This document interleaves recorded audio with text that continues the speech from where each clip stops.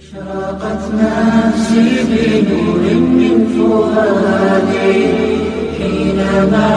په موږ باندې جهاد فرض عین دی ځکه چې د اسلامي خاورو ازادي تللې ده خاورې غصب شوي دي فلسطین غصب دی بخارا غصب دی ترکستان غصب دی اندلس غصب دی په مشرق او مغرب کې زموږ خاورې غصب دي نه تنها زموږ سابقه خاورې غصب شوي دي بلکې اوس هم زموږ موجوده خاورې چې آزاد ځان ته وایي د ازادۍ جشنونه کوي هغه په خپل ملک کې د خپل سیاست اختیار نه لري هغه په خپل ملک کې د خپل فوج اختیار نه لري هغه په خپل ملک کې د خپل قضا او د خپل قانون د جج اختیار نه لري هغه په خپل ملک کې د خپل استخباراتو د اجنسۍ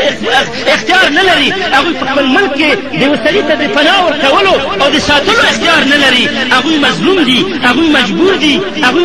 چې دغه فوج ټول د امریکای په امر باندې وچلېږي او که چېرته د ازادي صحیح وای که چېرته دا ازادي صحیح وای نو پاکستان ولې د شپږ کاله د امریکې دپاره غیر قانوني غیر مشروع جنګ د پاکستان د مصالحو خلاف کوله پاکستان مشیت د جنګ خلاف خراب شو د پاکستان اقتصاد خراب شو د پاکستان سیاست خراب شو د پاکستان فوج دارې وړې شو سیاسي حیثیت بینالمللي حیثیت د پاکستان پنځه کول دا ټول د بش او د امریکې د ګټو په خاطر باندې سابق میډیا یوه حواله وه د امریکې طیارو 30,000 فلایټه د پاکستان د خاورې نه په افغانستان باندې بمونه فلایټه کړي 30,000 فلایټه د امریکې فوجونو د پاکستان د خاورې نه په افغانستان باندې تجاوز کړی دی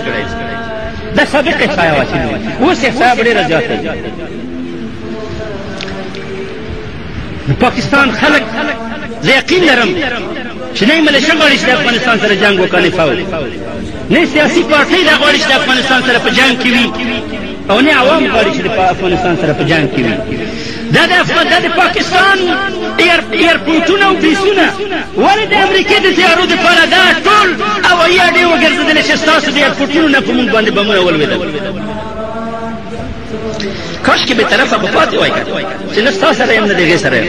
خو ستا د ایرپورټ نه په ما باندې بم لګي د امریکې اوس ټول رشن په 115% ټول فوجي عسکري او غیر عسکري نظامي او غیر نظامي ضروریات یې ټول د پاکستان د کراچۍ د لار نه په تورخم باندې راځي او هلته په موږ باندې بمونه اچول کېږي ټول بمونه چې د افغانانو کورونه ړنګوي ټول بمونه چې زموږ جوماتونه ورانوي ټول بمونه چې زموږ مظلومان وژني دا بمونه ستاسو په خاوره تېرېږي د دې بمونو او د دې ټرکونو او د دې ټیلرو سکیورټي تا ساتلې ده که د پاکستان قبایل یې